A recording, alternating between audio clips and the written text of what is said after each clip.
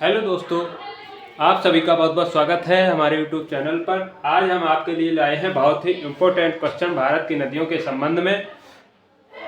भारत की नदियों के उपनाम। पश्चिम बंगाल का शोक दामोदर नदी को कहते हैं। उड़ीसा का शोक महानदी को कहते हैं।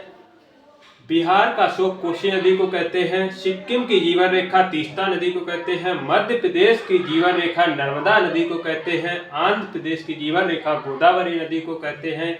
केरल की जीवन रेखा पेरियार नदी को कहते हैं। असम की जीवन रेखा ब्रह्मपुत्र नदी को कहते हैं।